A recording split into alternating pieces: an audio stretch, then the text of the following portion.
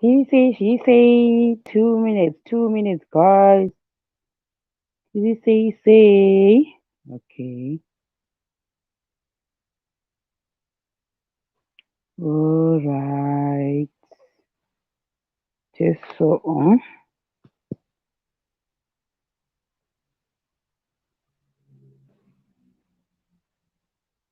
Say. Uh, let's look at it. Okay.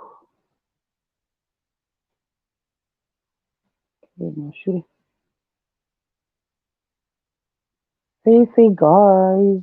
Say. More say. Here we are.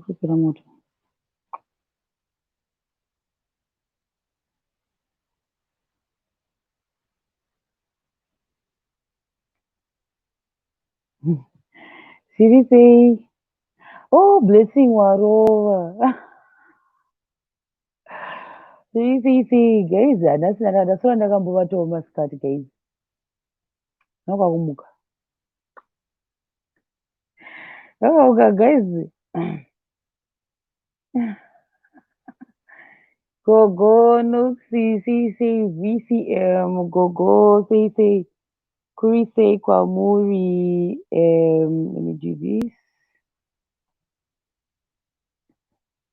Chipo Magaya, Rufaro, what is the class of it? Joy, Takudwa, say, Blessing, we say, Tafazwa. She say, Njokwe, say, Clara, we say, Simukai. Oh, Budimaso, she say, let me do this. Okay.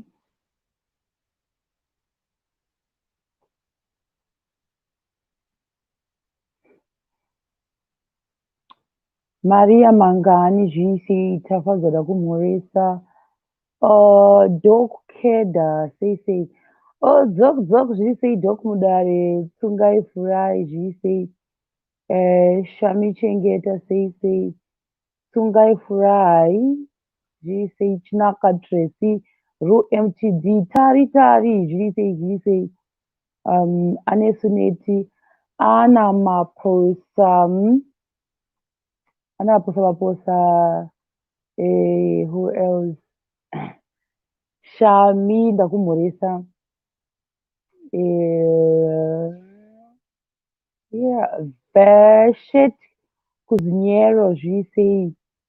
Yeah, GC ndakumhoresa. Oh my God, Mitch, Omi Jamba, Levinia Chimandamba, GC Modesta Katir, ZDC, GC, Chipo Hove, say, right.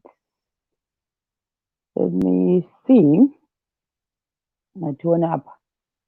Muri say guys. Ndabatwa nehope dziri pakati pekunyora manotsi eke. Ndatotovhunduka guys. Lady Karabi zvise. Ndada zvokuvhunduka. Kutovhunduka kuti bingirire. Oh. Pini. Sonia Beatrice zvise. Mamoyo Eva say. Let me see. Messi Brenda Marufu would say Summer Sibs, Britney. Ndimuziyo Indian. Natasha Makiwa, Gloria Messiah. Yeah, I think yes.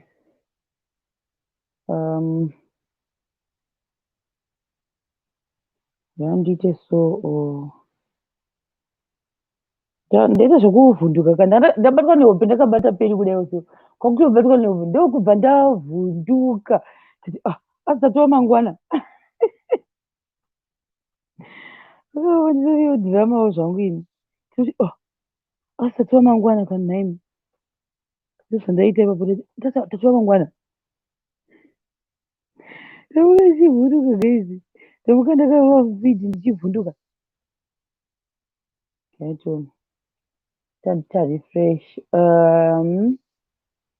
Yay, tasvika 100. Chikomborero jaiwa zviri sei? Ellen zvevamwe sei. Ndiani mumwe ndasiriya. Alice Zuzu iwewe ka. Unofanira kuzodzoka nenyaya yako shamwari. Lisa Lisaxi uri sei? Unofanira kuzodzoka nenyaya yako yekumanyira varungu iyeya. Usotoipedza ka. Waiziva yeye kumanyira varungu zviri sei?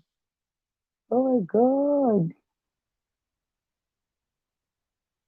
Right. So, Primrose Jiri. Ndasina kuzviona ka. Tafadza mupotsa uri sei? Mary Rakatsinzwa yamhanya. Variro zvava. Memory Kativu. Natasha Makiwa. Mary Rakatsinzwa. Admiring atovata wanenge ari busy. Watson Matau. Admiring atovatawo kunyika kwakagara. Avata think kudhara ndofunga. Chifo chihera zviri sei?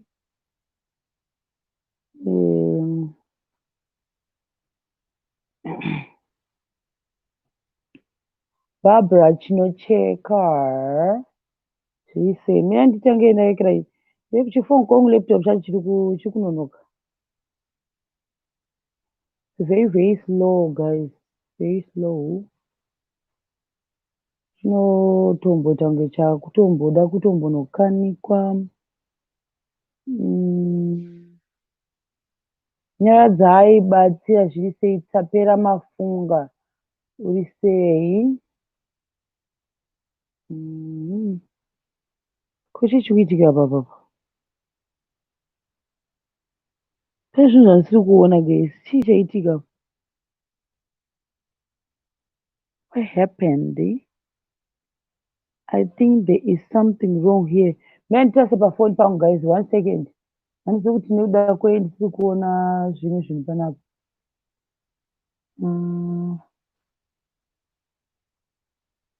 Okay. What happened?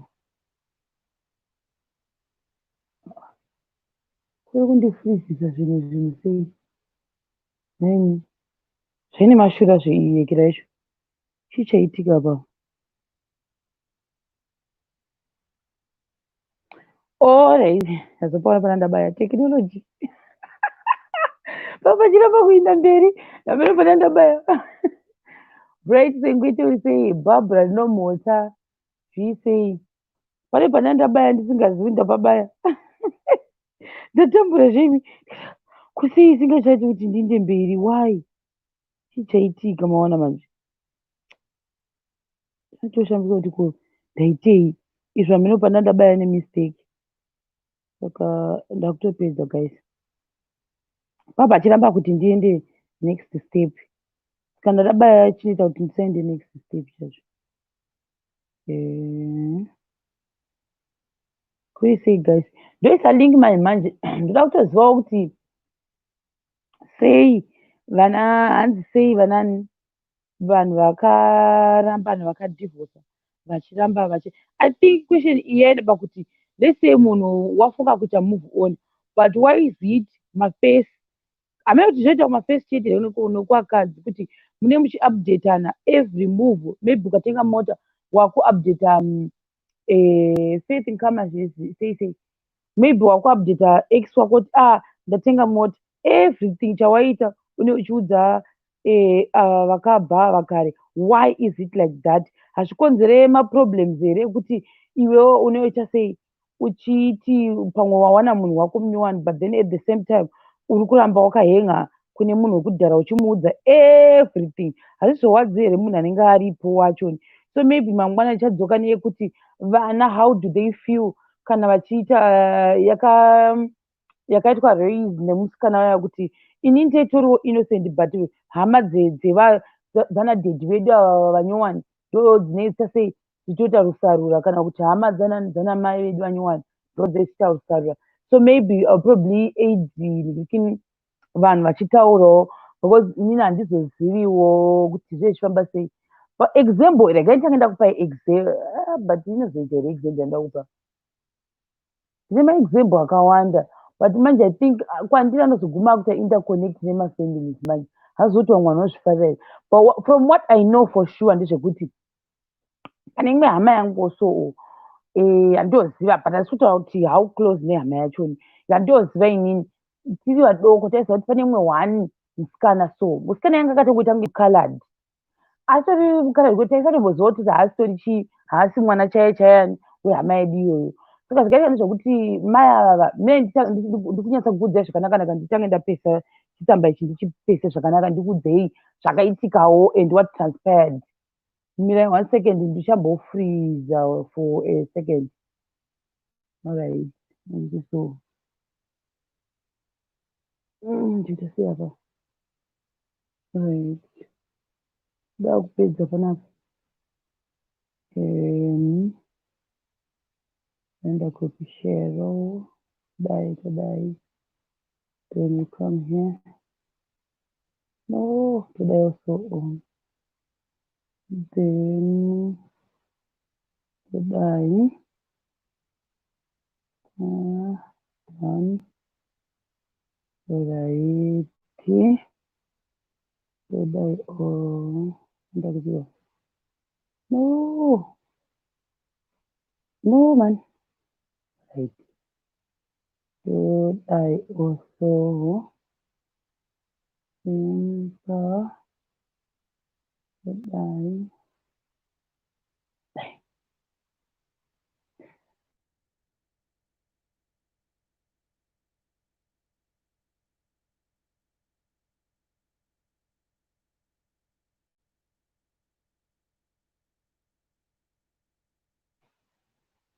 Right. Inini ndakatanga ndakuudzai two maexample andoziva. One yekutanga yemunhu uwoyo wandoziva kudai ngoti takakura singazivi kuti mwana uyu aitoona mai vake. Saka kuti zvoni anga akanyanyoita zimuyellow bone handisika isa nokudzinza kwedu vazhinji vachoni hatisi mayellow bone. She was just a yellow bone angori an outcast ega ega. Saka manje I remember ipapo at that time chaingonzi itai kuti anonzi sister ningi. So but zvakazoitwa ndezvekuti pakutaura nyaya yepepe zvaizovhiringa pakuti dzimwe nguva mai vaya vakada kuti da kuona mwana wangu dzimwe nguva iwaya kana kumaactivities kwanzi kwaitika rufu kwakati vaiuya mai vacho pavaiuya ndo paiita dhirama nekuti ava varipo vachoni manje vakazouya after musikana yaasharuka vaitanza kuti wavingei pano ndo zvavaizoita manje but ava vanenge vachiti manje vamwe vechikuru vanenge vachiti ngavauye nekuti mwana wavo ari kugara pano uona manje kumamisha kwazvaiitika vachiti ngavauye nekuti mwana wavo ari kugara pano mwana uyu kauyu mawire akaita kunonzi mai ava pavakarambukana nababa vaive vakatanga kugara voga ndobva vapuwa ndokunga chikicheni chavo chekungovakawo kumamisha kuya kuya vaigara kumaruzevha isiri kumapurasi vachigara kumaruzevha kuya kuya ndokubva mwana vaya vatanga kushaya kuti ndomuchengeta nei havana mari yekuti vaendese kuchikoro mwana uya havachina kana chunhu zvavakangoita mai vaya vakavambuka rwizi rwakwamugezi ndobva vavambuka hanzi wakatosvika pamba achuruka mvura kudai dzaitochururuka dzanzitode vanga vaita zvekushambira vashambira paipai namai vake ndokubva vangomuti iwe pamba penyu apo ndosavakaita mai vavo vakangoti iwe unongosvika ndoti ndoda baba nhingi ipapapopo ndakakutarisa ndakumira pano unongosvika woti ndavazova kuna baba vangu ndozvaunosvika uchiita pamba pacho ipapo vakavambuka imusi wesvondo rekuti vaziva kuti musi wesvondo hakuindi kumunda mune musi wechina chisi chino respect ndobva uya vasvika nezijusi rakanzi ranga riri ziguru achita kuchururuka mai mwana mai vacho ndobva vatotanga kutiza vachiinda vakangosvika vakangomudhamba ndobva vatiza vachiinda uye ndobva vangosvika zvoza unonzi ndobva vapuwa avatambidza chitsamba ndokutotanga kugara kwaakaita namai vaivai uyu vanga vapo mukadzi wepiri zvikanzi hakuna zvakutatoita makutogara nani nemwana wacho inyeye nekuti mai avasvika vakangodhamba mwana ava vatiri kutoona vachomanya kumhiri kwatiza nekuti kwedu kana imba yechinzi kumhirika taitoona zvino zveiitika kumhiri mai vacho vachitotiza vachomanya vachitoinda mai mwana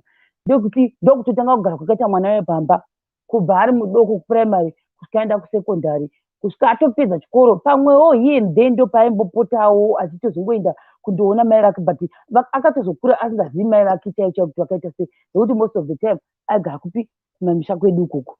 Ava vaivaenda mwana iye vakatomuchengeta baiginde vasingatodi, hazvina kutombotaurirwa mai mwana vakangosvika ndokungotonzi wakutogara nemwana wako nekuti ndiwo wakauya pamunhu wanga nechi ane mwana wapangu asingazivi, saka mwana wotochengeta. Ndobva atongokura zvakadero, saka ende akatozongota the older sister ndongokura nevamwe avava. Ndo zvakaitika ipapo kuti vakati ndandikwanisi kumuchengeta mwana wacho uyu, wondofunga munhu weyanga achiri mudoko kudanga kuda kunowanikwawo kumwe, saka pamwe uyanga ati ndandikwanisi kukuwana iwo nemwana wako, indotongokutora asi mwana anditori. Ndo zvakaitika ipapo. Ndobva chii vakura siveve sei vakura manje vakazongoti ndakuenda kupi kundotsvaga basa kuHarare, kutsvaga vaingotsvagawo remumba iroro riya ndoro vaingotsvara zvakasasango taingoti sisi kumaraini kwedu. Saka mukazova ndikati sisi vangu, it's not like she's my sister but nditongoti sisi. So sisi vaive zvavakazoita manje like I said kuti vaiva muyellow bone, vakabva vasangana nemumwe mufesiwo aidawo life apa guys apa aienda kunana health, kunonzi kunana heti kuzi mazimba akanaka iye haisi haifields, kune heti cliff, excuse me, Hatfield nechichi something maheti something ikokoko, but kune mazidzimba akakura vachizoenda full cottage. Ndo life yavaida ivo vakaroorana sisi vedu ivavo. Vaidanza vati nandigara kugeto manzwa, ndo zvavaita vachiti nona muda kuti vavataure chirungu, ndo life yandoda english life. Vaida life yepamusoro but vanga vasingai afford, because vaizoti ndoshanda vachindogadha kumaikira aya, asi vaita sei vachida zvavo life yepamusoro. I remember this at the time ndakatombodhumana navo, vanga vane bhasikoro but vachitaura vachisvisvina chirungu, vachichovha bhasikoro. Mai mwana vachanzi ndiri kubva kwedu kwatiri kubva takambobva kumadheodheo because kwanga kudhura, saka takugara unana mumasani mudheo kuya. Tikati hazvina kushata. Uyu pakuzonoita sei, pakuzondowanikwa haana kuzouya manje kumapurazi kwedu kuya. Zvaakaita kundobviswa mari, akangoenda kuna mai vake vaya vakasai vamudhamba. Mai vaiva ndokwakati ndokunobvisirwa mari yangu, muona manje akadai ndokwandobvisirwa mari yangu. Ukakura uchirerwa kanzi zviti vangatouya ivo kuzoti vauye pandoroorwa kumusha kwamai vangu. Ndo zvakaita musikana uyu, akaramba kuenda kunobvisirwa pfuma kupi kwakaroorwa. But manje semafunctions anoitwa mazhinji ekupi ekunhanikirani kumamisha kumapurazi kwedu, like vanorespecta zvinhu zveculture zvisingatomboiti. Izvozvo ndozvo zvandakanotisa kuti when it comes to culture you cannot beat them. Hazviite kukanzi kune culture thing, make sure kuti wakagadzirira mai mwana for that culture. Panoitika zvakawanda, panogona kugarwa matare, panogona kuitwa maintroduction ezvakasiyana siyana because they respect that. That's how we grew up. So now I remember ipapo paita zvekunzi paita hameno hunde zvedoro remahunde riya ndo ranga riripo. Saka papauya hama dzangu dzanga dzakawanda neivo vakabva vangouyawo. I remember vanga vatori kanhumbuka kanga akacheneswa kanhumbuka kanga pamberi papo anga napo ipapo, vakatouya tikatosangana navo totadzidai munochera mvura, tosangana navo vachiita madarlingtons avo nemufesi wavo vachidanana, aipfeka futi magirazi apfeka mamwe magirazi anga akakura so munhu iyeye murume iyeye anga nelife apa anga netakini futika, aenda netakini kumunda, akapfeka maformal trousers oita takini yake muhembe, vachiyemerana guys, tichiinda kunochera mvura tosangana navo. Senda isingavahwisisi manje, ndochokwadi I did not understand this person guys, aindi confuse because tasina kukura tichiona zvinhu zvakaita saizvozvo. Saka ndovaona manje vakaita takini vachienda kumunda kunocheka zviyo manje, because pakachekwa about 3 madhireni ipapo. So vachinocheka zviyo vakapfeka maglazi avo, vakapfeka sheti yavo, vaifolda vaita zvinhu zvechirungu guys. Saka ndongovatarisa ndikadaiwo, so taibva taivatarisa totasadivi vachiita madarlingtons avo ivavo vachisesedzana mai mwana. Apa vaifamba mumatoro munenge mune majekacheka kachoti oh my god ndachekwa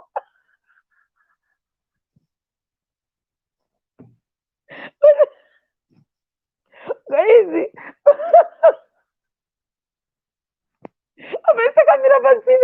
Takamira patsime guys, tikuvaona vana mai nini uyai pano, titarisana manje zvakati mune muri kubereka, utasana kuti magirazi avo ivayo seiseka kwatinzaiva zvinyowani because zvaiti tikafane kuti ukuya kumusha ukapfeka magirazi akakura kudero apa wakatopfeka ikira takini memwana movha takini yemunhu wakasimba simba techini chibhaunza memwana apa tofunga kuti mai vavo vanzi vatinzida unosangana namai vangu amba she was now like bringing it kuvanhu kuti you are not inini hamusana mai vangu inini ndovandakanirira kuti vauye panoda kunosangana navo kamai vakanzi ngavauye vaite sei vasangana naye hamene zviya zvekunzi kana une first pregnancy kaiti saka woenda kwani nekuti uyu wakakurira kwani kwamainini mai vake chaivo chaivo vanofanira kuti anosunzira kazi aiwa ngaite hafu ukukuku ozoita unopesa kumwe kwachoni ikoko akata chirungu chavo murume aingozviramba-ramba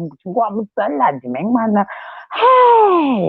akatokoniwa kana kunocheka remembe pondofunga vaitodzwa kunotsvaga mapanga ekunocheka zviyo vachiita zvichirungu chavo mai vacho vakazondosangana mene kwavakandosangana ndobva varamba kuinda kunoona kunoona rudhende rwevanhu vanga vachicheka vacheka zviyo kasi rudhende kana ndikurava more than 50 vanhu vanga vari mudhireni guys hama dzangu dzese anga itori special occasion because remembe papapo panenge painzi pane yekunzi zanzi unopa dhishi like iyo handizivi kuti inonzi chii pakaucha pedu kuti dhishi mainini vanozoda sei vanozodididi izvo handizivi kuti zvonzi chii yakangoti waka1 so handizivi kuti inonzi chii saka that one I forgot kuti inonzi chii pakaucha pedu but yakakosheswa singati yanga nevanhu hobho but zvavakaita before activity iyoyo vakanga vati taita sei takohwera mbuya mapfunde nezviyo zvinonetsa kucheka guys kune vanhu vasingazivi zviyo zvinobika kana nemhuka nemapfunde aya zvobika sikadi ziya zvonetsa kucheka zvinhu zviya tiripo tiri kuona vaenda kunosangana namai vavo muyelo bhoriwo zvakare vaita semukaladhika vakandosangana ndobva zvonzi amai vaka vavatanga kudanidzirwa vanozviita kava kumamisha kuti nadiwe mai yaterakani maiwa kana ukaenda kwedu kwagutu prepare for that one itori music kana usingaizivi kana ukaivenga iyoyo it's none of our business asi ngozva kuti kana vachitaura vekwedu kana vachikudanidzira even uri 100 meters away vanokudanidzira kuti sekunonzi watoita 500 meters away ndo madanidzira anoita vanhu kwedu ikoko vagotaka kudanidzira munoti wereko tati uyewo zvenepano wakaramba vakabva vatoita U10 vatotanga kutoperekedzana vavanga vazoona mukwacha wavo nemwana wavo angazvitakura ndobva vadzokera ndovanga vatomuvigira zvinzungu kuti papa remember ndobva vadzokera bva varamba ukuwo vanga varipo vaya ndobva zvangoita end of conclusion uya ndobva adzokera kwaara nemurume wake musaladi uyo anga akapfeka magirazi havana kutombonyanya kugarisa futi vakangomirira chiactivity chichipera vakabva vatoinda remember vakabva vatotoita zvibheke zvavo ndokutoinda apa vanga vasangana mota apa vaizvida kani vaizvida vaidanza vati we do fork and knife ndozvavaita remember futi imwe gore vakazongotishandira mai vangu vakabika mupungwangwa nedovi ndokubika nechicken. I don't understand that recipe nekuti vakabika mupungwangwa nedovi vabika mupungwangwa nedovi vakabva vazonoita chicken ndokubva vaisa supu ine matomatisi enjiroiko handinihwisi kuti zvinhu zvaifanira kumikisana papi hanzi kuti vairispekta munhu kuti musaladi here ndobva vatomugadzirira that day I will never forget it kwakumugadzirira fork and knife. That was the first time yatakarya nefork and knife in our house. Mafoko nemanaife yanga atengwa akandovhurwa that day for that person. Zvikanzi pamukuru vauya ndokubva isusu hativhine fork and knife mabudi indakapuhwa fork and knife namai vangu musoro ndikati kumwe kwacho kurespekta kwazonyanya isu hativhine izvozvo. That was the last time I think andoti ndakavaonawo ivavavo ukama hwekusunganidza hwedu ihwohwo panga pasina hapo select season nekuti takangokura tinzi varespectewo ivo mumhuri kubva gore iroro handina kuzombovaona ivavo vataitisisa hatina kuzombovaona. So I remember ndingati hatiri kumagrade 5 kuna 1990 something ivavavo tokogona sei ndikarya nemaoko ini ndikarya nemaoko ndokubva chii vakazongodisapia vakaenda kwavakaenda saka ndakazongohwawo kuti mukukura ukuka ndakazongohwa nemafunga kuti vanga vasingachaendi kumusha kwedu uku kwacho kuya kwavakakurira vanongoenda maholiday vachienda kupi kwamai vavo ndokwavanoenda because vanonga vachiti tipinda mumba kwamai vangu ndozvandakahwa ukuya kwavakakurira hatina kuzombovaona kana even vana mbuya vakaita zvekuvaredza vana vakavata take off vakasvika pakushaika pakurohwa chimakuva pakutanyaradzwa havana mbobvi vasvikako nyange panonzi baba venyu vari kurwara havasvikiko havasviki havaiti I don't know kuti ari bita here kana kuti chii chakaitika ona naivo vataiti sisi vacho up to now I don't even know kuti vanogarepi sisi ivavo asi I think paizi ndakakoifi pekuti vakahwa kuti nhingi paroda chakati kukanzi kunoenda iyo hama yedu yekwedu isusuwo mudzimai aibva adanzira kuti toenda tose hauindi woga ndozvavaiwadzokuita kuti toenda tose haungaindi woga monotaurirana futi monotanga pamakasiyira hazvigoni vaiva bhande nebhurugwa that much I remember kuti vaiva bhande nebhurugwa iyo that's number one. The other one manje yaiva iri yekuti mwe futi imwewo distant wokazeniwo amitiswa ndobva aita mwana wake wekutanga ata mwana wake wekutanga ndobva asangana nemumwe munhu pepe zvikaita nezvekuti pakusangana nemunhu uyu vanoita sekuti vakanyengerana kuti usataura kuti chii iwe une mwana saka ndatirega ndichange ndaita sei ndambokuudzawo mastories kwedu kuti zvizomeka sense patichaita madiscussion tichiitira mberi nenhau idzi kwanzi ubva anzi usataura kuti ndine mwana nekuti ukataura kuti une mwana munhu mukomana unozokuramba mohwisa nyaya kwairi kuita ka asi mufesi uyu unenge waita zvechipostora ndobva mufesi uya ndichiri ipapo ka up to now inangu handimuzivi munhu wachona asi ndaita zvekungohwa nyaya dzakungobatanidzwa sonzi ndobva anzi chii waigara akangopfeka head so meaning kuti amene kuti musoro make kuti anga ane default yekuti pane chinhu chaita sei ndo the first thing ndavakataura kuti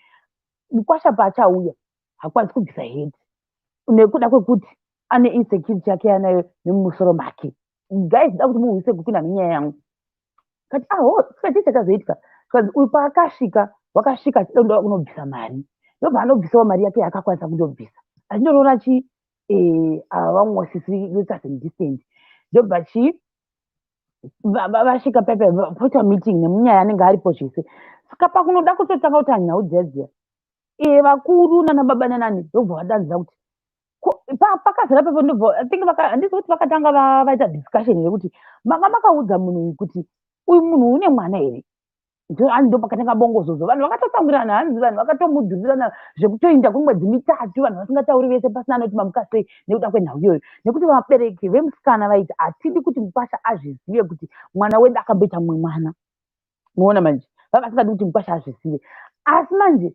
vefemili imwe nekutsaidi kumwewo kwedu ukuku vaidanza kuti aiwa hazvigoni kuti imi muti mwana aroorwe asi asina kuudza munhu wake kuti chii akamboita mumwe mwana uyu zvekuti mwana wake ari panapa guys ndida kuudza kuti nyaya iyo yakazokostira vanhu ava sei uya mukwasha auya pepe ndobva chi vada kutanga vakatukana mafamilies akatukana nekuda kwokuti uyu vane mwana chaivo kwakazeni vaiti isusu hatidi kuti mwana wedu azikamwe kuti akamboita mwana vekweduwo vaidanzira kuti aiwa munhu mukwasha ngaazive kuti chii uyu akamboita mwana saka ngaazvizive vanhu ndokuta sei ndokutanga kutotukana kwakutotanga kudzosera mashoko nekuda kwenyaya iyoyo saka ndonga pakazida pakuramirana patakakuramurana vamwe kati kana mumafungo ati tite go ahead naizvozvo zvokwada dukurira nhema ina handinge ndisiri part of this uyu akati handakana basa nazvo ndoroodza ndega mwana wangu iwo nejera zvaudi kuti mwana wangu awanikwe moona zvakazoitika dakukuudza kuti zvakazokostira sei vanhu ava kumberi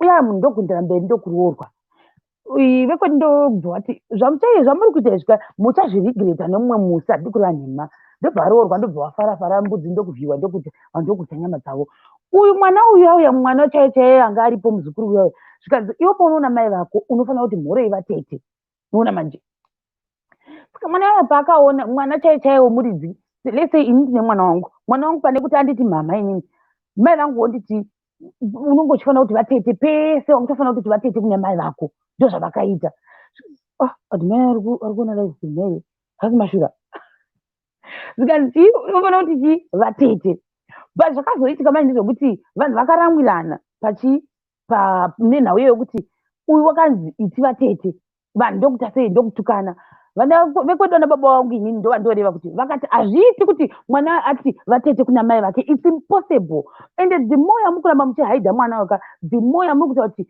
kumberi uko muchazvirigireta ende vakazozvirigireta handi kureva nhema nekuti vekumhuri kwemufesi uyu vaidanziza kuti uyu atora musikana hana mwana hana chii kusaidi kwake ndikati alright kwakusaidi kwake mufesi anga ane mwana here kana kwasina zvikazi kwete sokuti anga asina kumbodhise kumbowana nokuda kufunga nekuda kwekuti anga ane default anga anayo musoro pamwe vamwe vasikana anga vasingadese vava vasingazvidi havo kwobva kazini wedu uya angozoti indomuda akadero munhu uya uyu asi andomuda akadero nedefault ina handizivi kuti nekuda kwei mufesi ukazini wedu akati ndoda munhu nedefault yake nekuti anga asingatobvisa hakuna munhu unoziva musoro wemunhu uye kuti wakaita sei up to now hakuna anoziva sei kazini wedu asina kuzotaurawo kuti iwe already ndakuda nedefault asi iniwo ndine mwana wangu wandinaye unoona manje vanhu vakatukana ndobva marriage yeyo whatever zvaindirira mberi ilo bhola yayo yaindirira mberi pese paiuya mukwasha paiuya mwana wayo aiti kuda mai vake vatete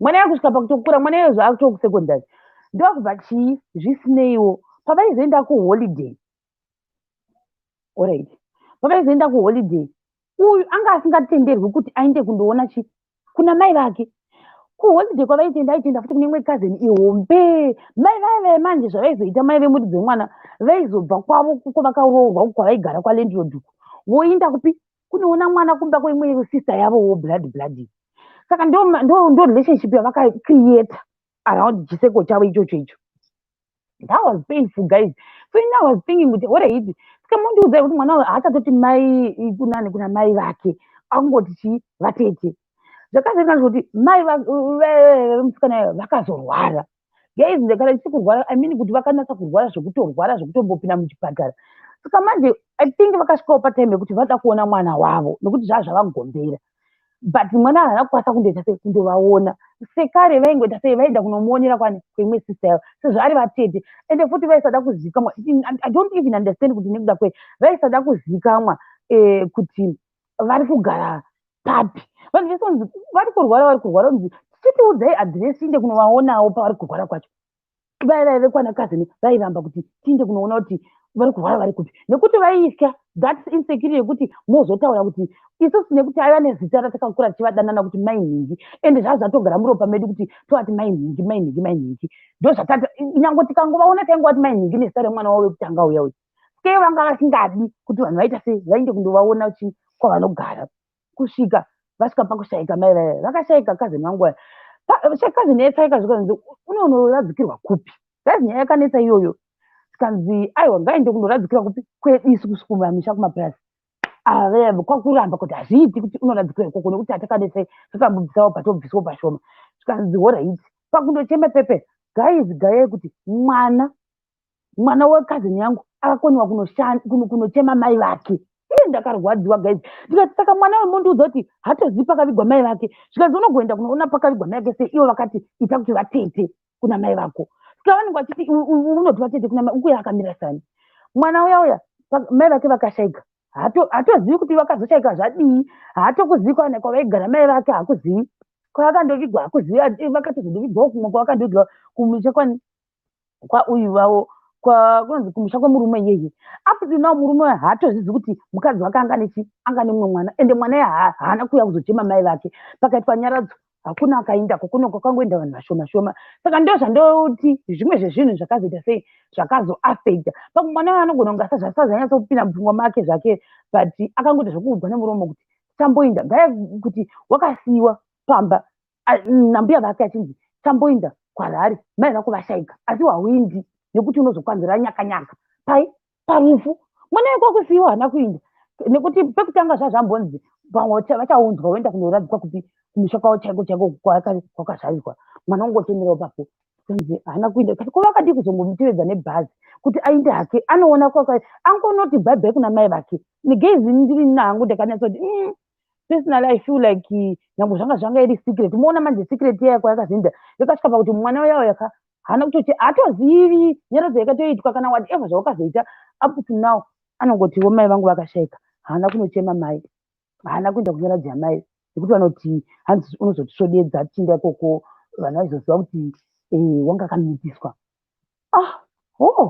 ndozvakaitika ndodhirama randoziva iroro randinatsoziva kuti it was really painful handidi kunyeba that one in personally I wouldn't want something like that kuti zviitike kwandiri because uyu achiri mudoko ka asati anyatsa kukura kuda pamwe achazosvika plus ake pamwe musikana saka pamwe aizozvi kuti zvinozonyanya kumuaffect here but pamwe vakamutraina pfungwa dzake kuti usanyanya kuzofunga about that but for me I feel like it was not fair kuti vanhu vaisvike pakuenda kunoradzika mai vemunhu mwana chaichai wavo aripo ende wachanyatsa kuzviona kuti even vana ava vanyowani pavakazozvarwa ka there was that segregation yaiitika waiona but you cannot say anything because hausi wemufamily imomo usasaona kuti uko nekuti unonzi iwe wasarira unogara kumamisha ende wanyatsa kuti wanga kutoitwa sekamaid nekuti even vana ava vacho vanga vachitozokura vanga vazvarwa because vakasita vana 2 vanga vakanaka ende ipapo effect vanga vakanaka zingaviti vana vaichiitwa senge masaladi vachiitwa maserevita vachidywa nice things chocho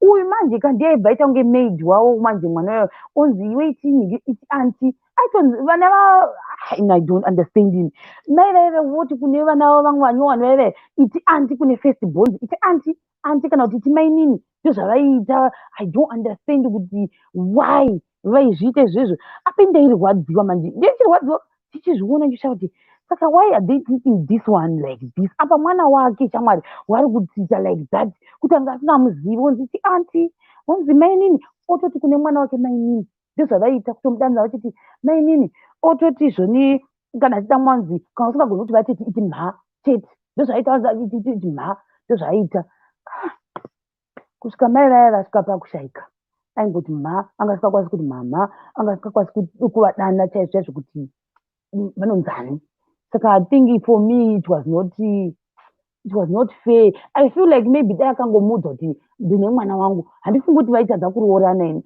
nekuti chokwadi uyu mufesi uyu aitoziva kuti hasi kukwanisa kuwana munhu anokwanisa kudana naye because anga anezi kudefault guys nekuti even pakati afunction anga asingabvisi head even vananatezvara anga asingabvisi head saka ndiyo imwe yandokwanisa kutaura kuti zvakazokosira chi munhu even pakusvika pakushaika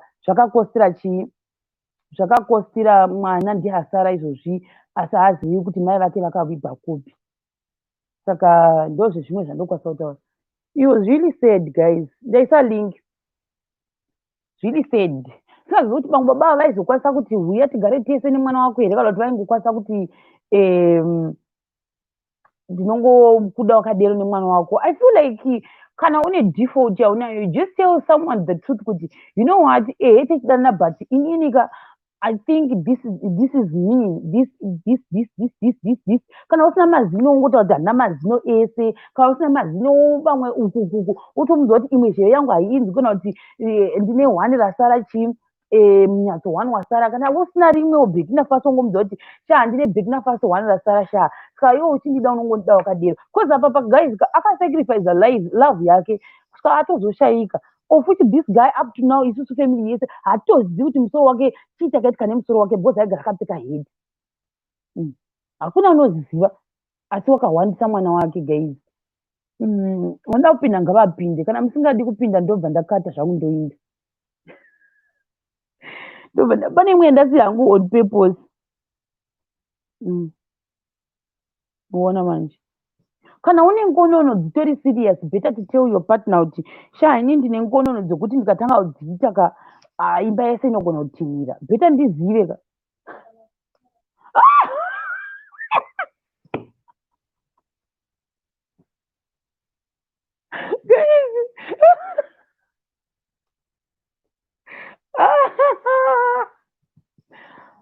kazori wangu anoda kuonera guys munozvinzwa zvataura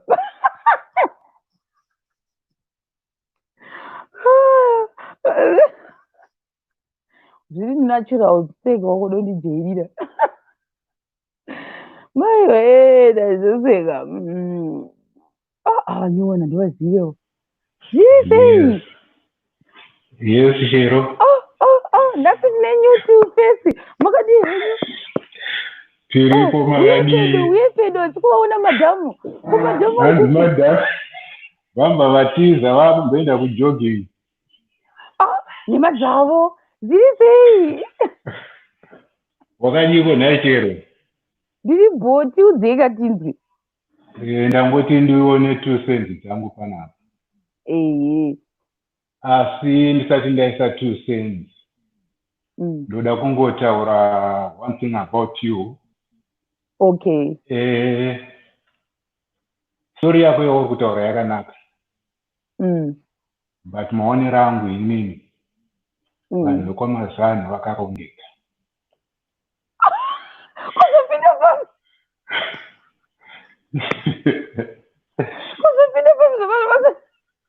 Vanhu vekwamazano vakarongeka, kusaka iwewe don't get scared kuti admire ane mwana zvezodii.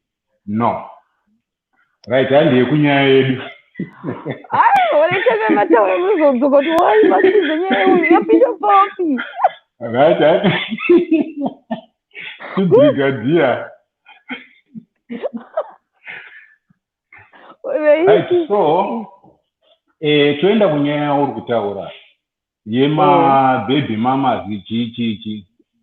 Zvinoitika chakandifadza ndaifollowa yesterday. Chakandifadza ndechekuti most of the ladies vakauya live vese vakabvuma kuti at most vanhu vanonyanya kuva neproblem vanhukadzi. Okay. And yeah. So what happened pakutsvaga kuti sei varume vachizoramba vachitaura nemababy mamas kana kuti vachivaudza mastori avo. Inyaya yekudai vakadzi, I'm not saying kuti ndiri musituation yakadaro, no. Ndiri kutaura on a main position, kungozivawo.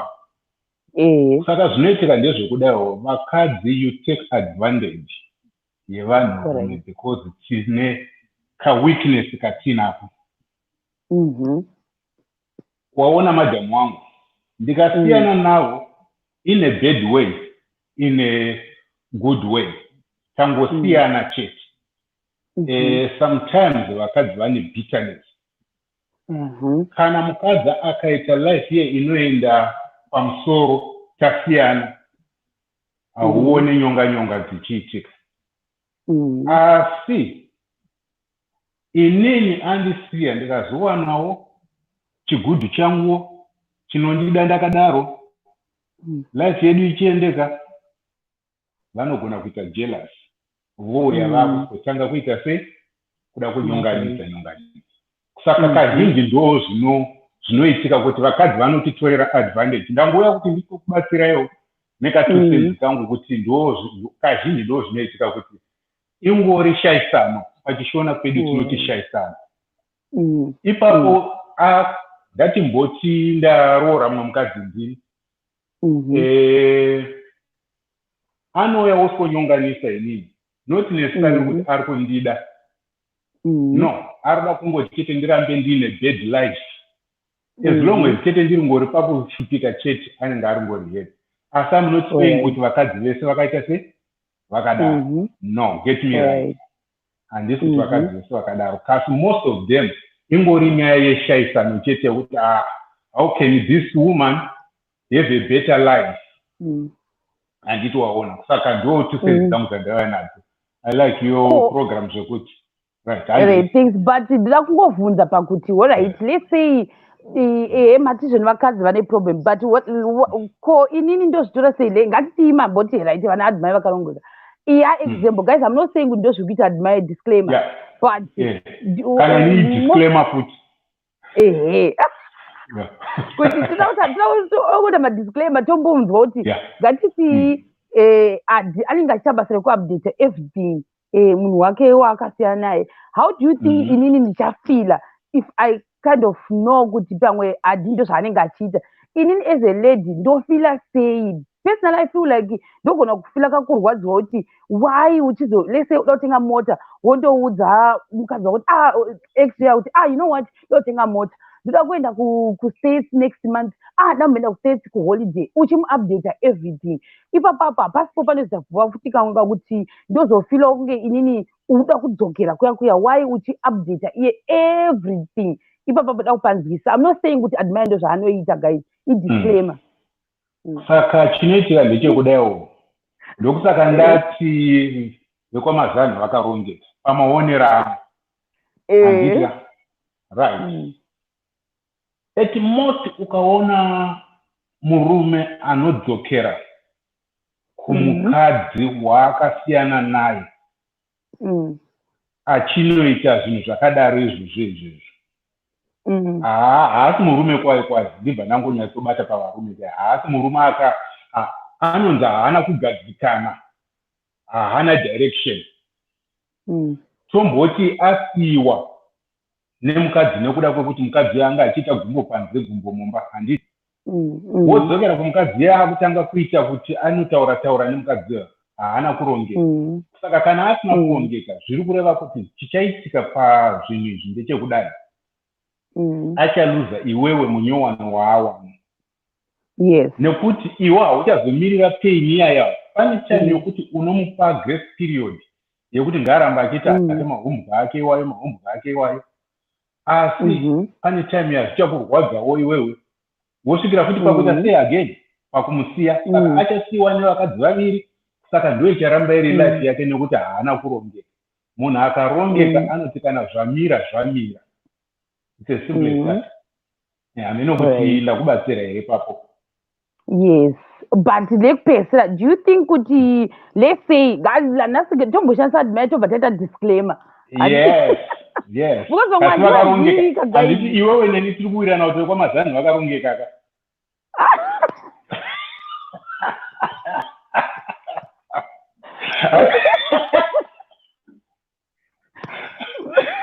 Handeni hoye ngatitaure hedu.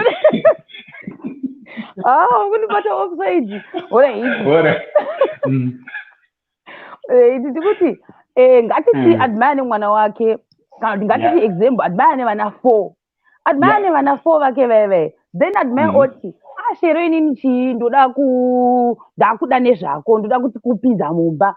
Indoti alright, uyu ni vana 4, ngatiti example. Guys, I'm not saying those zvazviri, but it's an example. Une vana 4 ne different 4 wives dzako idzika. Then indoti alright, nemhuri yako yoyo 4 ava zvadii zvakanaka kuti inini ngatiti ndamuvha naye kuAustralia. Ko ava vana ava vanoramba achitaura navo vari 4 vaive, definitely kana taura nevana vaive haasi kutaura direct nevana, ari kutanga ataura namai vemwana kuti ndoda kumbotaura nemwana vangu achidero vese 4 ladies dziya otaura nadzo. Inini mofunga ndofila sei? Ini ndichinyatsona kuti apa nhasi ari kutaura namai vanhingi vese ava ndozoziva sei kuti vari kungogumira pakutaura zvevana. Uri kutaura kuti baba ava vanenge vakasiyiwa nevakadzi 4 kana ndakunzwa kuti ndizvo kutaura. Yes. Saka uri kutaura kuti pese paachada kunzwa update yemwana waye anombotanga taura nemwana woti pakaoma ipapo kana ini ndapatadzawo panenge paoma. Papatadza sei? Zozi aiwa example. Aiwazve musajaja kuti 4 imimi tikuda kunzwisa kuti saka ngatiti pane 4 kids dzaita 4 kids dzedzi definitely uyu anenge ada kuti sei kutaura nevana vake 4. Saka ini ndataura navo vari ndaona ndazoti alright ndokuda ukadero nevana vako 4 vari different mothers vese. Kasi vana ava vari kugara nemama. What's gonna happen? Kasi vana vari kugara nemama. Alright, yeah. Guys, ndakudzoka disclaimer guys, hakuna kuzobva tese tawirirana taisa disclaimer tangotaura ketoti vakarongeka tese taisa disclaimer. Right, saka chandinopedza nyaya yako kwaikwenda ndainzwa chandiri kutaura ndechekuti one baba vakava already havana kurongeka baba ava vane vakadzi 4 chokwadi kana newo 4 vakadzi uchingosiya chete uchingoenda chete uchingoda anodzokera wechi5 iye anenge akuenda pana baba ava naiwo mukadzi wachona haana kurongeka shuwa kumwana. Asi 2 tingaunderstand 4 unopinda busy ukafa neBP shuwa chaiyo nokuti uchangofunga nepavasiri kudanana uchangofunga kuti vari kudanana nekuti we are human beings. Kuti tu mababy mamas mungahwe zvenyu kuti yes pamwe mistake plus mistake. Anga 4. Iwe wachikweta wachi5 unofa shuwa unofa. Kasi ndo twisendi dzangu dzandambokupaina. Asi ndo twisendi dzangu dzandambokupaina. Aiwa bata mpanga ndiudzaga. Mirei musati mapedza pedzi yenyu dauti saka ingoti pa4 veve vana vatovatora vanogara neni here kana kuti vana vatongoti vari kunana baby mama vachiita madhirama vachitukana everyday vari 4 vachikandana zvibhegedhiya zvoshanda sei? mukadzi ari pakuumba musha wake, mukadzi ari pakuumba musha wake, kana kuti baba vari kuumba musha wavo, unotora vana vavo wovaita vako. And zvinobvisa mitauro yese iya ana baby mama ava kana vari kuda zvevana, kune maholiday, kune chichi, topota tichivaendesa tichivaita sei, kasi vana ava vanenge vachibva mumaoko ako uchichengeta uchiita. Why ndiri kutaura ndichidaiwo, ndakakurirawo mukind of that situation iyoyo. Saka zvinobvisa mitauro yakawanda. Unongotora vana wozvichengetera iwo vana sevako, as long as you are going to show love kuvana ivavo chete, handioni paine dambudziko ipapo. Wow, that's so nice. Anditi saka ndochipedza hangu ka. Achipedza henyu amatipatiseni dzakanaka. Right, chandakuda kungotaura ndechekuti iwewe Shema, tinokutarisa zvedu tiri kumateresi uko, handipinde mubox handiita sei, kasi tiri kumateresi every day ndinewe pashow, handiti? Chandoda kungokuudza chete ndechekuti don't get scared. Ameno aya amaparables handiri kutaura. Don't get scared. Handiti ka waita zvako chidorereza tione. Alright, kawanika. Alright. Hai, ndazoseka. Chandakaisiyo miyaimboita munyowani. Oh, no. GC. Hi, Sharon. How are you? Oh my God, I'm so happy to be on your show. How are you? I'm good. I shouldn't make noise, but I just wanted to be on the show and I wanted to contribute. I didn't hear your story. But I was listening to what the gentleman before was advising you. And I think, Sharon, your question, haina one answer. Haina one answer. Kuti kana murume ane vana 4, whether it's vana 2 or vana 3 or mwana 1, ndinochengeta mwana here. Haina one answer because zviri kudependa. There are a lot of variations: personality, character, environment. Kwamuchagara, there's a lot of things to consider. I think it's you being authentic to yourself and being truthful to yourself. Because right now you can ask that question, but you're only dealing with the surface. Circumstances nema situations ndo zvinhu zvauchazoziva wapinda kuti zvinhu zvakanyatsomirira sei. You understand? I don't know if it's making sense. But I think as women, we just have to be authentic. We have to be true to ourselves. Kana varume vabuda pachena vachiti izvi ndo zviripo, iwewe uri kuzvida here kuti hausi kuzvida, uri kuzvikwanisa here kana kuti hausi kuzvikwanisa, and be truthful. Kana usingazvikwanise. Yesterday we had the lady Manjenje. I think answer yake akanyatsoti kana uri munhu uchiziva kuti hausi kuzvikwanisa, be truthful. Taura nemunhu wako kuti shamwari izvi handifungo ndingazvikwanisa. You know? I don't know kana zviri kupindura bvunzo yako. Ndikuhwisisa, ndikutodzidzawo zvakasiyana siyana. Manditi. Yes. Sharon. Kuzobata mufungo neichi. Unenge uchinyare. You're a character, but it's so big to you.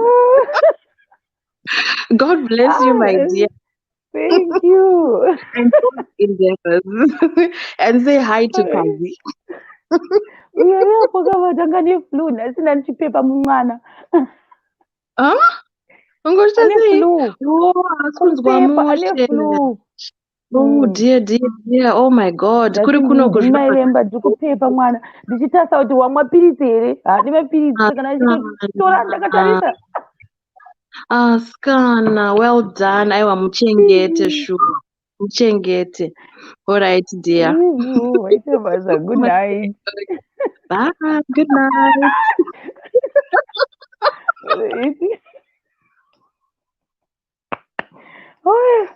Dr. Ndukune, maybe it's a Tanaka.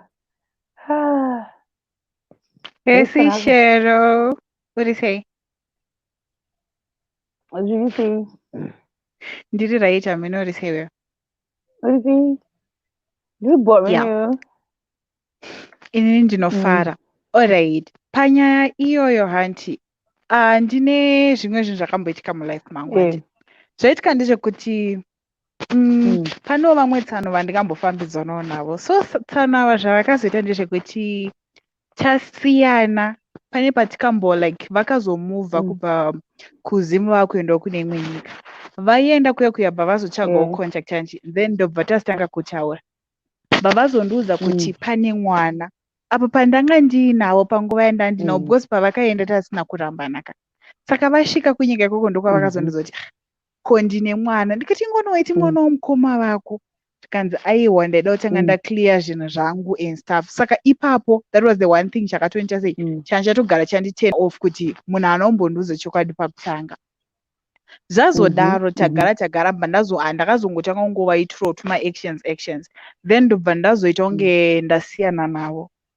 Ndobva ndavati munoziya cause vakanditi zvonizvo like vakanga vapa pachidanho chekuti vanga vakuda kuwana. Ndobva ndati madi mambomira chichi tikanzi aiwa ndatove bo ndati bo zvakanaka. So tsano ava zvavakaita ndakazongovati last minute mbva ndati hazvichaite tete varamba. Saka vadaro ndobva vati alright ndobva ndati munogona henyu kuita move on.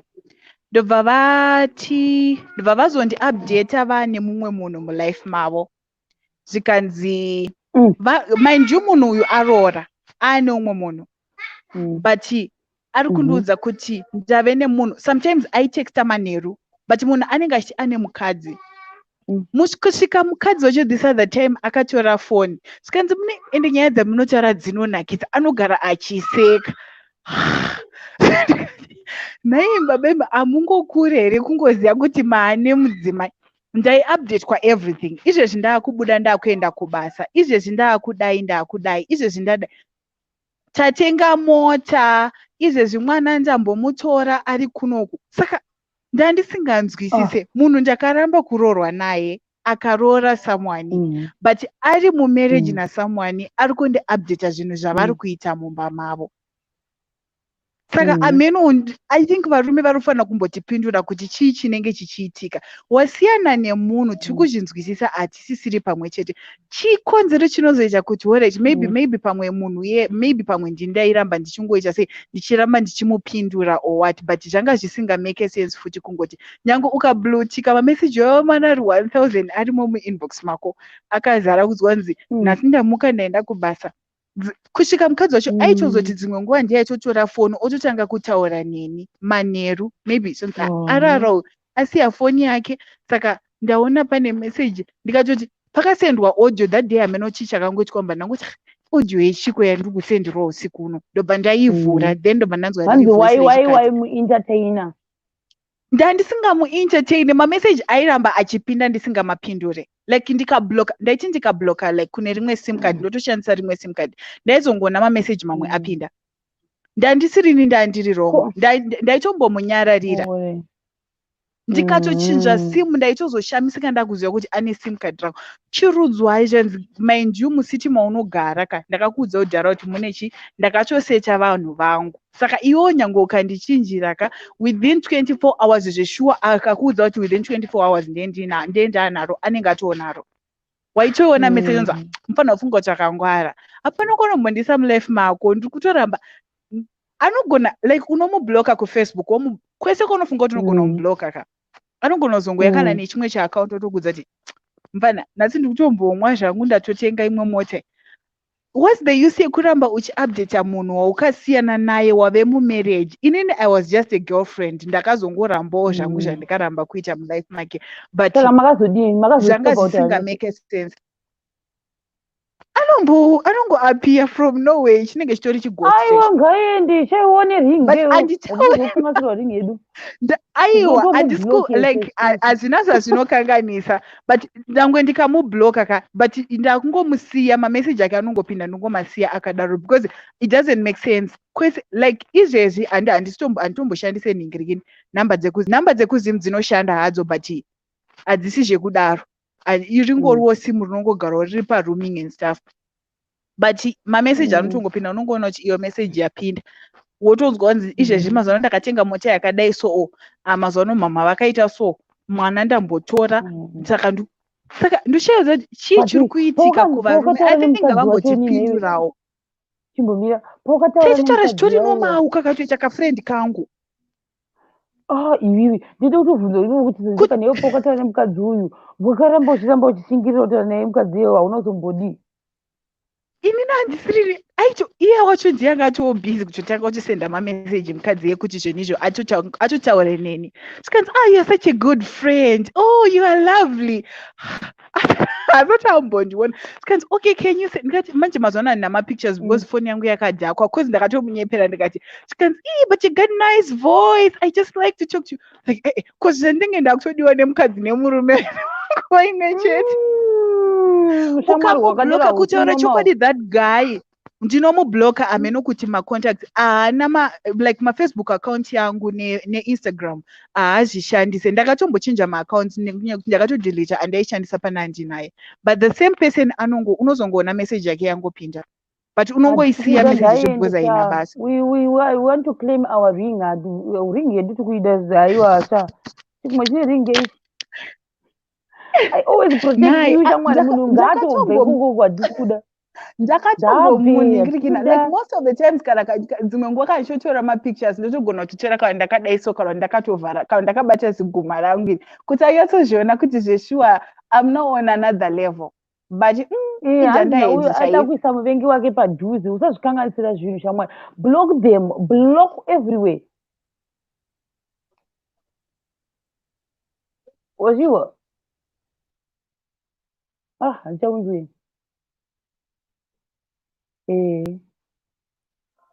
Doc. Hi, how are you guys? Did you say? Uyazondinzwa? Okay. Tutangira papiko.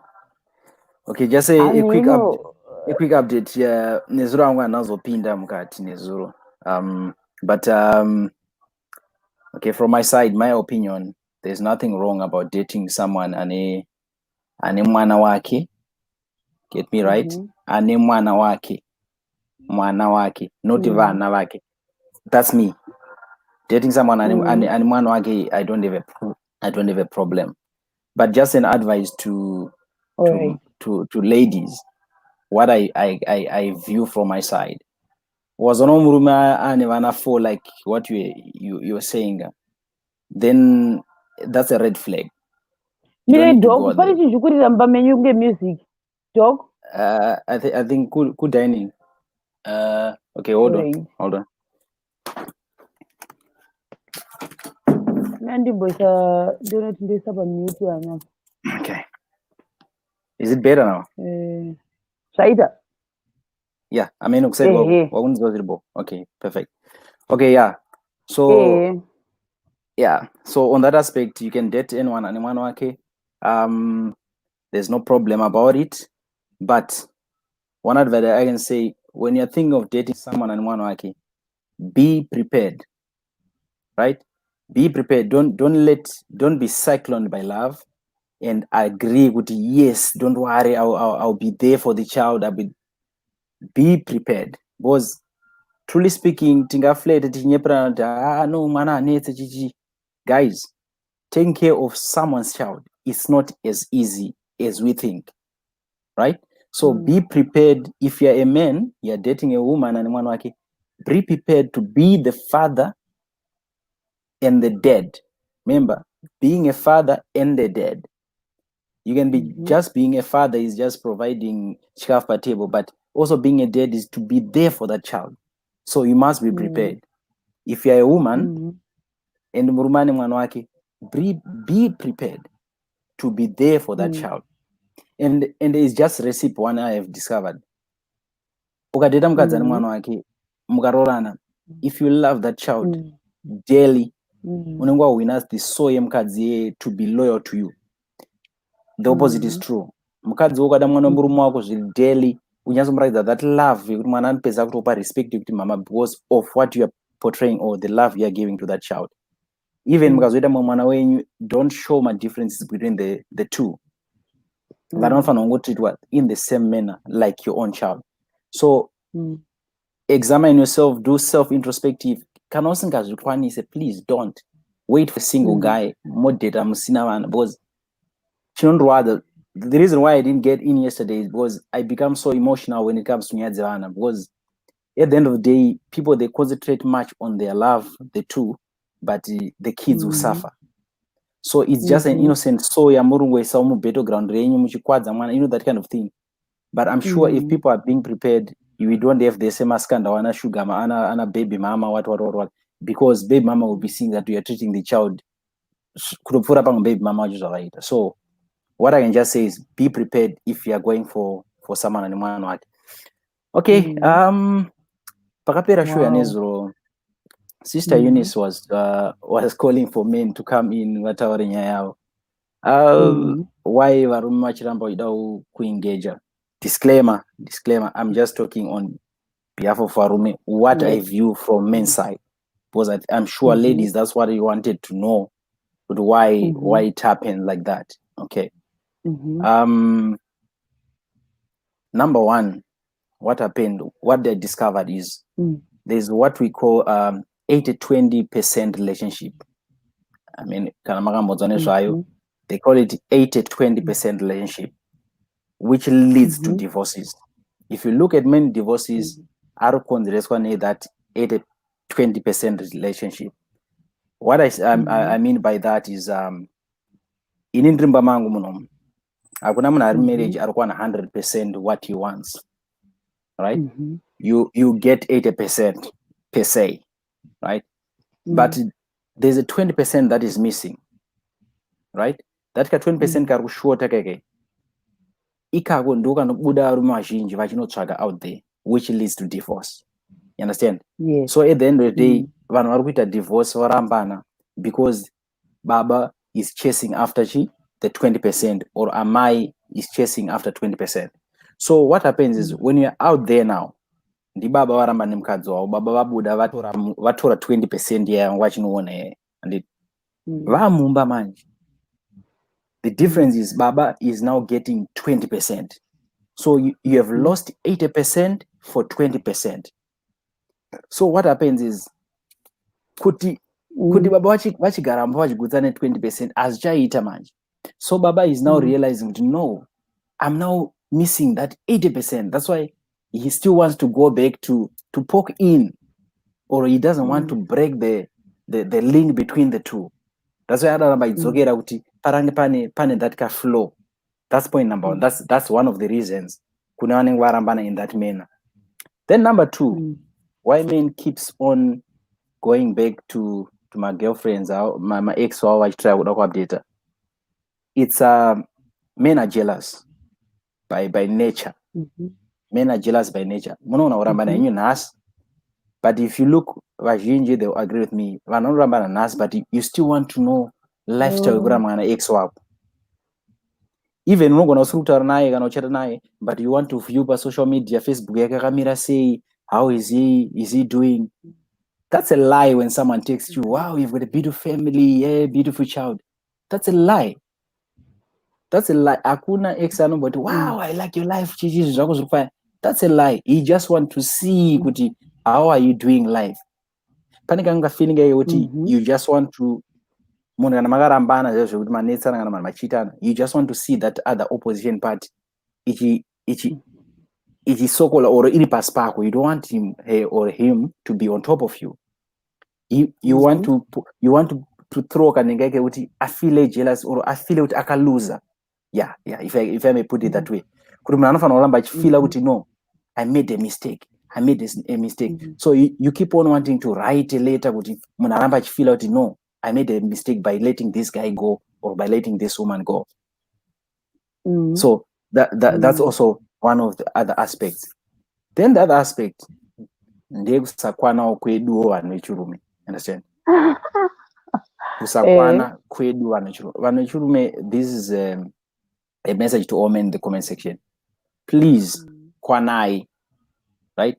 Learn to control your gun.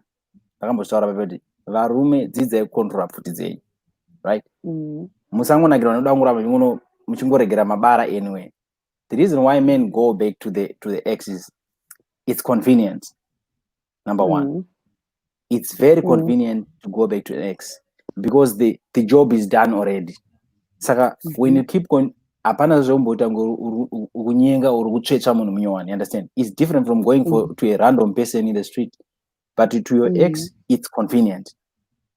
The other time, men, they do that because they'll be testing waters. Kuma ex out, kuda kuona kuti ndikatanga kutaura naye, respond to your ex will determine whether the man will continue to write the next text or he will stop.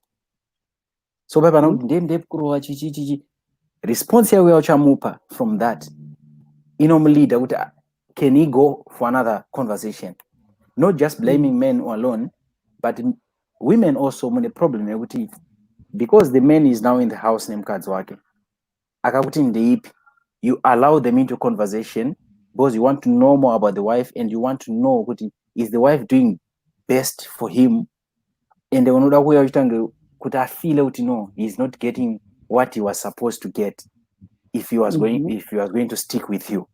You see that kind of attitude.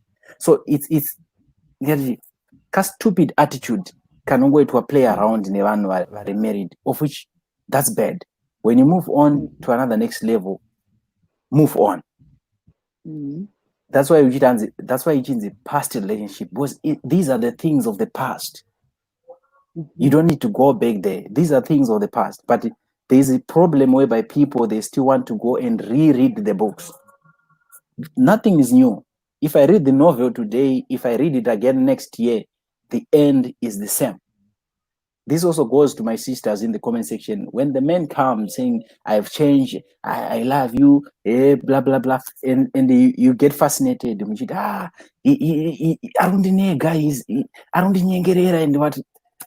The novel is the same. By the time you read the last chapter, the results are the same. Last chapter, there's a statement, sometimes giving someone a second chance. Sometimes giving someone a second chance is like giving them an extra bullet for their gun. Because in the first time, they missed your head. Now you are giving them another second chance to try and this time around, you won't miss. You see, you won't miss. So these are the things that are really happening in this issue, Shema. It's big. This story, we might see it we are discussing about the fruit, which is the result of what is happening. But this issue goes back to the roots. What really happens? The main culprits in the issue are men. Wow. So if you trace back, that's why I'm saying it will take us a whole week analyzing this issue, because if we trace it back, now my high divorce rates are critical now. Anotanga is news. What is a generation it would rampant as after 2 years. If you look at the characteristics of the men of this generation, if you trace back from my own analysis, it traces back to the introduction of girl child. Get me right. The introduction of girl child, the whole focus was shifted from men and it was put on a girl child, thereby neglecting the men. What is that? Kura at that age, monitor focus on them. Our fathers, when they were growing up, back then, but nowadays, I'll give you a simple example. Mwana mdike ni mwana womskana kakaroa kurodu. kakauya kachema, either mai kana baba, they'll go back road kunobvunza kuti arova mwana wangu ndiani, warowana handiratidze, you know. But the same applies, same age, mwana mukomana akarohwa kuroad akauya chema mumba, what do you say? You don't go unobvunza kuti warohwa nani, inaonzosera, you're a man, you know. So mwana already arikutokura achiudzwa kunzi you are a man, unozvimirira wega, haana protection.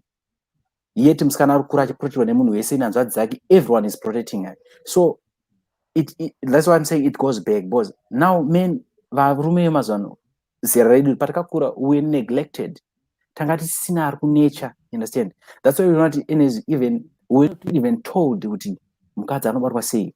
When you get married, what must you expect? That's why marriage is more about just getting a woman, but it's not about finding a woman. You know, when you're looking for something, you're looking for something chinema characteristics awuzogara nawo.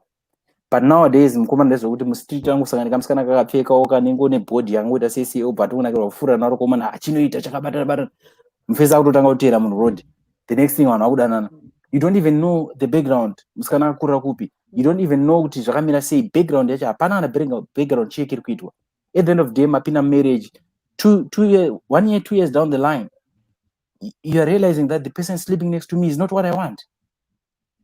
Already wakubuda funotsvaga zvimwe. So it goes back, it affects, inobva kumashure kunyaya yacho, inotresa kumashure ichidzoka kusvika aya results akuburiswa nezvinoitika kumashure. So what kind of age varume vaizvinezvi, if you have a boy child, please try kunecha mwana iye achitokurawo, so that we preserve the generation chauya from these divorce rates are kuitika, heartbreaks and whatever and ever, everything is going.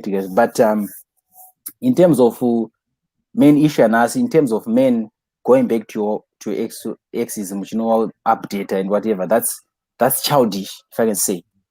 Hence varume tizonzi vana or varume yeah, we are tizonzi vana because sometimes with our action, why would you tell the ex ndatenga mota? For what reason? Yes. Why? You know, why? That's stupid. Why would you tell your ex kuti ndasinda KFC? Exactly. Ndatenga TV, ndadaiso, and it's stupid to me. It's feel jealous. You need to cut your communications. Don't allow the devil to creep in your marriages. When you move on, cut the communications. One thing I advise, kana pane mwana ari involved in the equation, ex wako should communicate nemukadzi wako if she wants anything from a house. Yes. Don't let your ex kuti ataure newewe.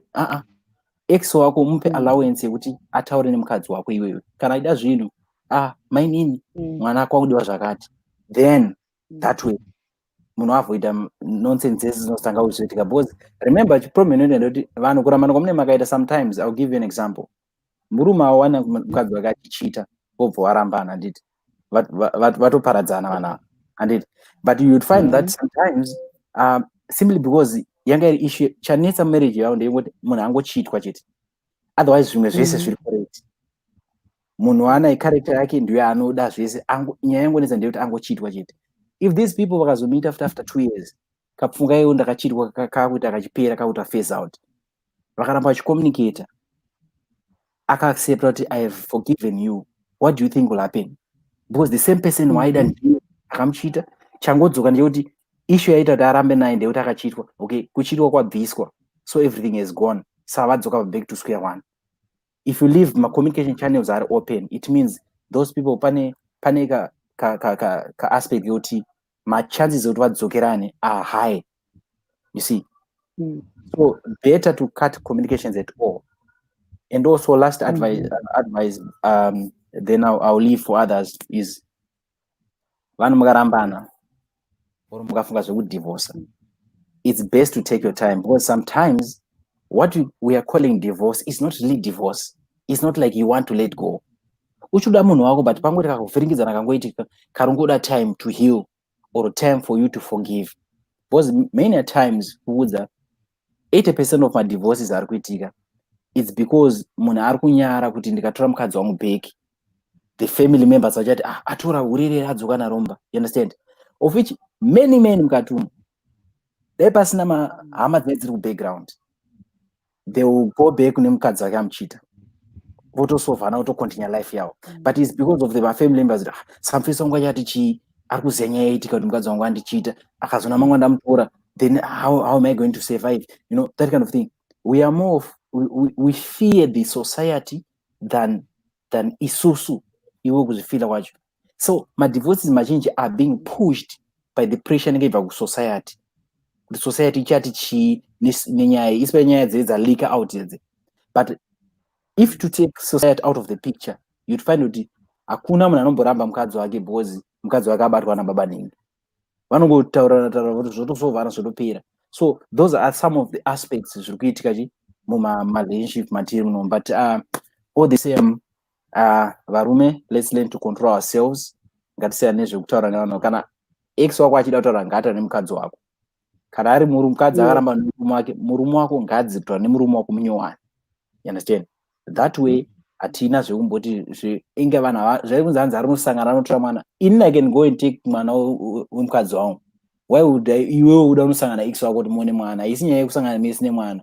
Mukadzi aro anogona kutora mwana wemurume uya naye kumba. It's simple as that. So try to avoid and prevent zvinokonzeresa mangwana. Because Satan kanenge aripo. Remember, musabvisa Satan picture. Anenge akatomira achida kutobaya mabhatani ake ipapo. Then, yeah, but all the same, pray for your marriages and pray kuti muchengetwe muri safe, because we are not fighting nemhando diki, but we are fighting with the great principalities of the air. Saka prayer will also help you guys to sustain. God bless you all. Thanks. Wow, that was powerful. Wow. Thank you very much, Doc. Thank you. You're Thank you. You're welcome. All right, Evo. Oh my God. Muboxi we no 1, 2, 3, 4, 5. So I'm thinking kuti tokwasa kukontinya mangwana iri. Tokwasa kukonye mangwana ningrini ngatikontinye mangwana guys, because apo pandauda kuti ndisave uyu time yaenda because afana kutora medication guys. So tokontinye mangwana ndogumira panapa. Let's continue mangwana mangwana guys. Tokontinye mangwana. Let's continue tomorrow. Right. Thank you guys. Let's just continue tomorrow ndibocha because uyamiza kari manje. Saka ndauda mbonopesa kuti ndibike because medication yacho inotorwa after every 6 hours. Guys, saka ndatoona namangwana. Ndikambopota ndichiita 1 hour 20 or 1 hour 15 minutes. Zvinogona kundibatsira plus kuti ndizororowo nekuti uya wanewo time yekuresta because zvidza 12:54 am anenge achimukira maclass makuseseni anotanga by 7 anenge atangawo maclass. Saka ndakuti ndichiredusa ma-hours angu guys kuti awane time yeuyu yekuzorora. Ndakutofunga pamwe anenge asinyatsozorora pamwe ndosaka kutorwara neflu. Bye guys. Ndoti munhu akasire kuzorora hanzi anofanira kuwana enough sleep, afanira kudya fried food. Yes. Saka ndoda kumubikira isiri fried food. Anofarira fried food. Bye bye. Good night.